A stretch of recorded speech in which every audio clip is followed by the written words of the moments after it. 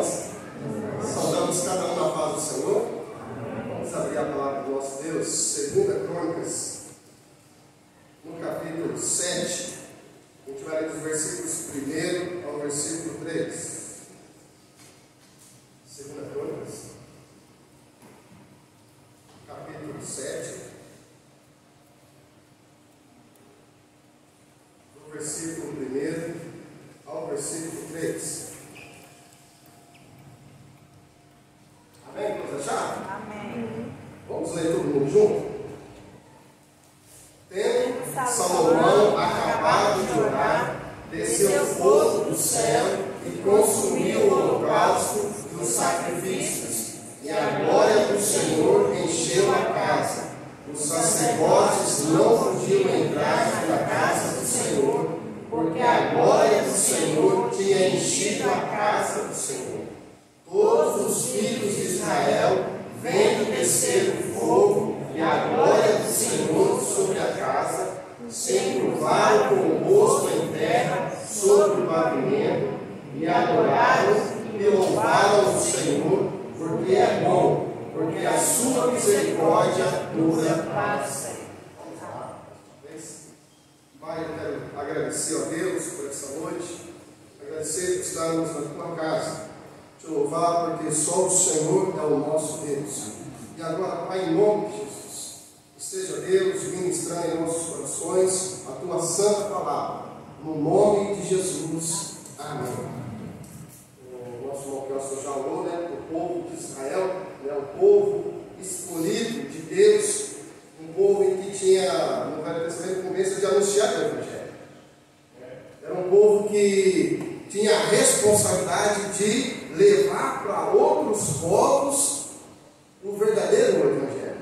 Porque todos os outros povos acreditavam em Deus. Depois da queda de Adão, o povo se espalhou e cada um começou a buscar um Deus. Por quê? Porque Adão tinha ensinado para os seus filhos e os filhos dos seus filhos. E aí a gente vê que Enoque buscou a Deus, e a gente começa a ver em Gênesis as pessoas buscando a Deus. Mas nós vemos também em Gênesis que Deus escolhe um povo para ele. Um povo que tem a incumbência de levar para as outras nações o verdadeiro Deus. E é por isso que nessa incumbência deles levar o verdadeiro Deus para outros povos, o que eles fizeram? Pegaram e ficaram guardados para si. Eles não levavam para outros povos. Não quer dizer que um ou outro não falava de Deus para outros povos, mas a nação toda não. E o que acontece? Eles começavam a ter conflito entre eles, e começaram a pecar contra Deus. E aí acontece o seguinte: Deus governando. Imagine só, quem que é o presidente do Brasil? Quem? Luiz Inácio Lula da Silva. Joia. Quem que é o presidente da Argentina? Eu também não sei, só estou perguntando. O que eu quero dizer com isso? Que quem que governa o nosso país é um homem. No Velho Testamento, até os reis, quem governava o povo de Israel era o próprio Deus. Era um governo teocrático. É por isso que Deus colocou as leis para o seu povo, porque era Ele que governava. Era Deus que conduzia o seu povo. Só que acontece o seguinte: o povo de Israel começou a olhar para outros povos dizendo assim: mas peraí, nós somos governados por um Deus que nós não vemos. Aqueles povos são governados por um rei, nós vemos aquele rei. E aí começou então a colocar no coração deles que eles precisavam também ter um rei que estava com eles. Só que eles esqueceram do seguinte: que aqueles reis não tinham poder, e o verdadeiro Deus estava com ele, guiando eles. Só que eles não quiseram ser governados pelo próprio Deus. E aí o que acontece? Deus, Samuel falou assim: Deus, eles não me querem mais. Deus falou assim: não, eles não querem você. Eles não querem a mim. Eles não querem que eu governe eles. Já pensou? Um povo desprezando Deus, como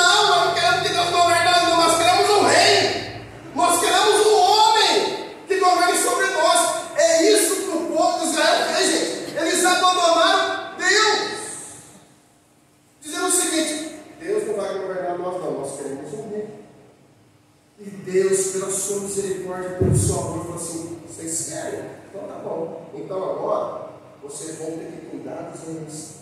Tudo que vocês têm agora, uma parte do rei. Queremos! Queremos! E Deus então realiza o desejo dos corações. Saúl contra o Depois vocês leem lá o Velho Testamento comigo, agora não. Aonde eu quero chegar com tudo isso antes? É que vem Saúl, depois de Saúl, Davi. E aí Davi fala o seguinte: peraí, eu estou aqui no palácio e Deus está numa tenda. Eu vou construir uma casa para Deus. E aí Deus fala assim: Davi, você não vai construir uma casa para mim, o pessoal está cheio de sangue. O teu filho então vai construir uma casa para mim. Gente, olha a bondade de Deus. Um povo que desprezou e falou assim: não, não quero que você governe a minha vida, não. Mas é um povo que, com todo amor, e ainda falou assim: vem cá, você é meu filho. Quem é mãe aqui? Então vocês entendem o amor que vocês têm pelo filho de vocês? Se o filho desprezar vocês vão conseguir desprezar? A mãe que ama. Porque tem mãe que pega a criança e joga uma lata de lixo. Acaba de nascer. Essa não é mãe! Essa é mercenária. Mas mãe que é mãe, o filho pode desprezar, mas a mãe jamais vai desprezar. É verdade ou não é? Só que ainda assim vocês não conseguem imaginar a dimensão do amor de Deus para o seu povo. Um povo que despreza Ele e Ele ainda demonstra o seu amor.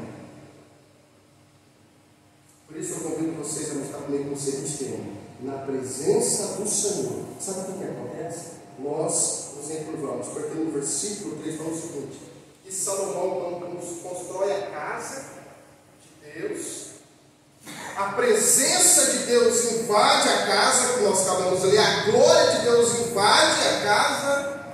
Um povo que antes não queria que Deus o conduzisse, mas agora tem um rei, e Deus fala assim: ainda se eu vou governar esse povo por meio do rei, a minha glória vai descer, e a glória de Deus enche a casa, enche o templo. Vocês têm noção disso?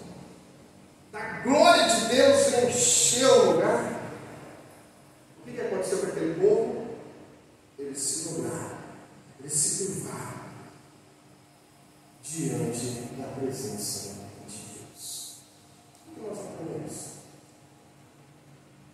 Na presença de Deus, nós precisamos nos curvar. Por quê? Porque quando nós curvamos, nós dizemos o seguinte: nós dependemos de Deus. Por quê? Porque o povo de Israel, eles não queriam depender de Deus. Vamos pegar hoje, em 2023. Será que o povo de Deus, de fato, quer que Deus governe? Então vamos lá. Vamos aqui na casa de Deus. Quem é a igreja? Então, vocês, nós somos a igreja de Cristo, não é esse local, certo? Então vamos lá. Você quer que Deus governe a sua vida? Você. Eu quero. Eu sei que você quer. Agora, o que vai determinar que Deus de fato vai governar a minha vida e a sua vida? São os meus atos e são os seus atos. São os nossos atos que estão determinando que Deus de fato está governando a minha vida e a sua vida. São os meus atos.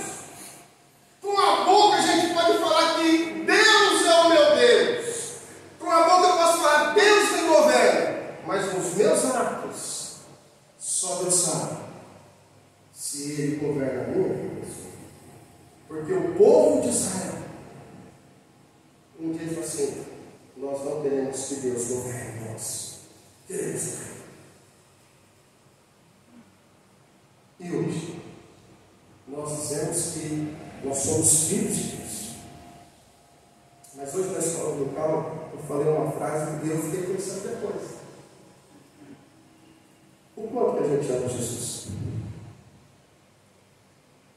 O quanto você ama Jesus? Sabe por quê? Porque isso vai determinar o quanto Ele está governando a minha vida, o quanto eu amo. O quanto você ama Jesus é o quanto Ele está governando a sua vida. Se você pouco ama a Jesus, pouco Ele governa a sua vida. Se muito você ama Jesus, muito Ele governa a sua vida. Irmãos, é isso. Ele quer governar a minha vida, Senhor. No Velho Testamento, Deus queria governar o povo. A presença de Deus enche o bolso curvo.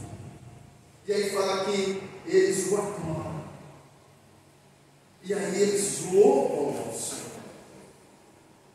E aí acontece o seguinte, que se você virar a folha, no versículo 12, olha o versículo 12 da sua Bíblia.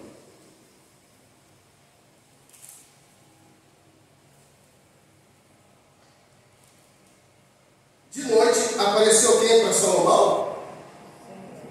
O Senhor à noite aparece para Salomão dizendo o seguinte: Salomão, eu ouvi a tua oração. Salomão, eu santifiquei este lugar. Salomão, agora eu quero fazer uma aliança com você, Salomão. Deus é o Deus de aliança. Deus vai para você: eu quero fazer uma aliança com você. Aí um versículo que todo mundo gosta de citar, que dizia no versículo 14, que todo mundo sabe de cor: se o meu povo Se chama pelo meu nome. o que tem que fazer? Humilhar. Olha bem, vamos pegar aqui humilhar. A coisa mais difícil que tem no ser humano é se humilhar. A coisa mais difícil para o ser humano é se humilhar. Se humilhar na presença de Deus. Se nós temos dificuldade de se humilhar na presença de Deus, você acha que é fácil a gente se humilhar diante do outro? Você acha que é fácil você se humilhar?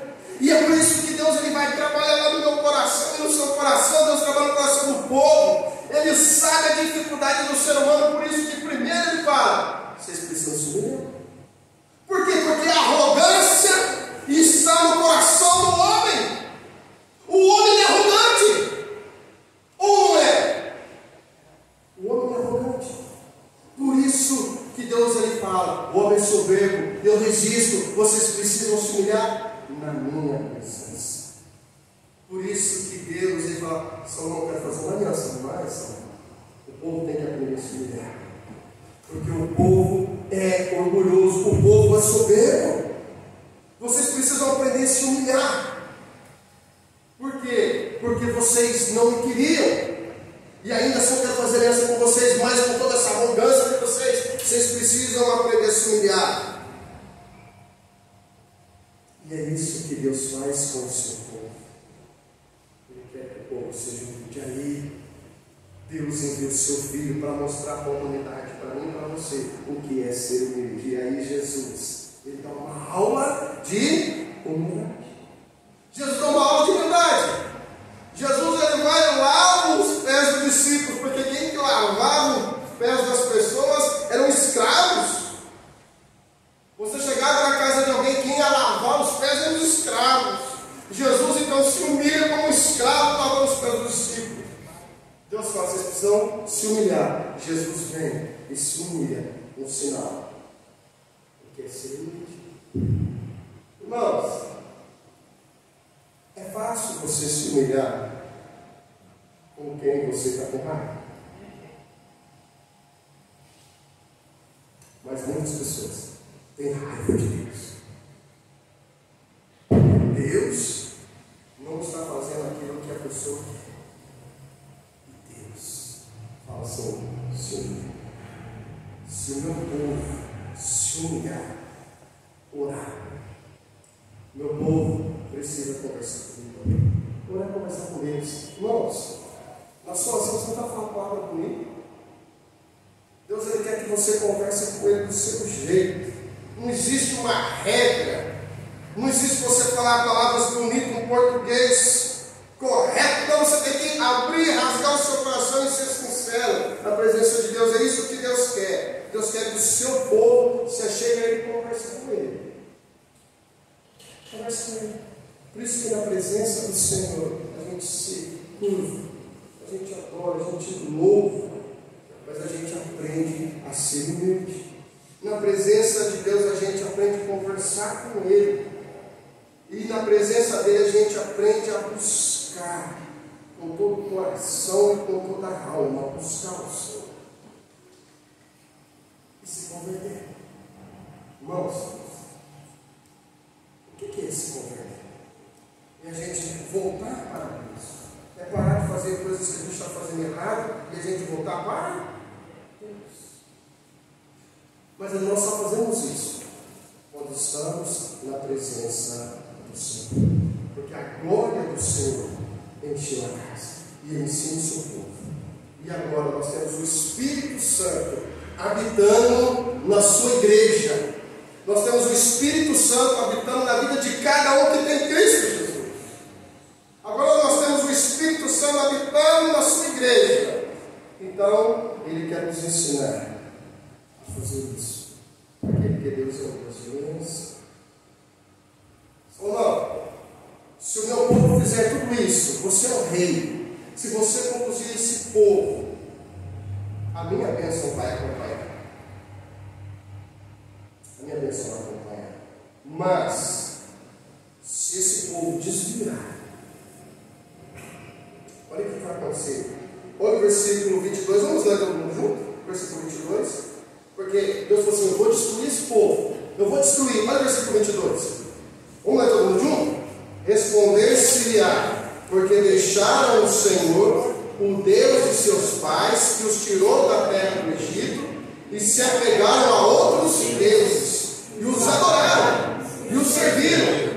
Por isso trouxe sobre eles todo este mal.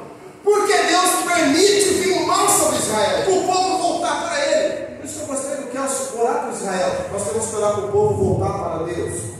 Nós temos que orar para Israel voltar para Deus. Nós temos que orar para a igreja do Senhor voltar para Deus.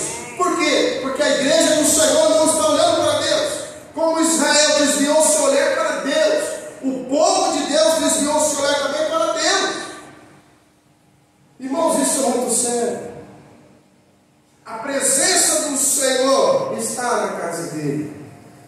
Mas o povo ainda insiste fugir da presença do Pai. E é por isso que a palavra de Deus exorta para a minha vida, e exorta para a sua vida, para nós olharmos para o Senhor e somente para Ele. Que possamos pegar o exemplo de Israel que se desviou para Ele. A palavra de Deus está ensinando para que o povo dele se volte para Ele. O povo de Israel desviava, Deus mandava outro povo escravizar, aí eles vinham e voltavam. Nós, é assim que Deus faz. Ele quer que o seu povo se volte para Ele. Porque o povo foge da presença do Senhor. Agora, por que eu tenho que estar sempre na presença de Deus? Vamos encerrar com o Apocalipse capítulo 22. Apocalipse capítulo 22. Os versículos 14 a 17. Olha lá. Apocalipse, gente, o último livro da Bíblia.